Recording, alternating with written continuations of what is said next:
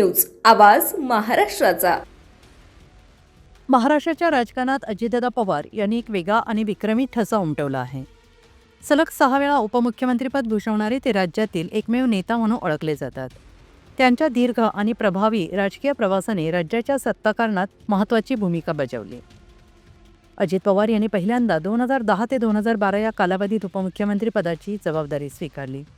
त्यानंतर 2012 ते 2014, 2019 ते मध्ये अल्पकालीन काळासाठी, 2019 ते 2022, 2023 ते 2024 आणि अखेर 2024 ते 2026 या कालावधीत त्यांनी उपमुख्यमंत्री म्हणून काम पाहिले।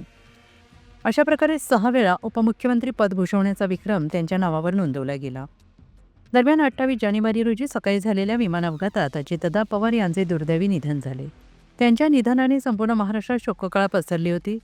राज्याच्या राजकारणात निर्माण झालेली पोकळी भरून काढणे अशक्य असल्याची भावना सर्वत्र व्यक्त होते। या दुःखद घटनेनंतर 2026 मध्ये त्यांच्या पत्नी सुनेत्रा अजित पवार यांनी उपमुख्यमंत्री पदाची शपथ घेतली आणि त्या महाराष्ट्राच्या पहिल्या महिला उपमुख्यमंत्री ठरल्या। सध्या त्या उपमुख्यमंत्री पदावर कार्यरत असून राज्यकारभाराची जबाबदारी सांभाळत आहेत।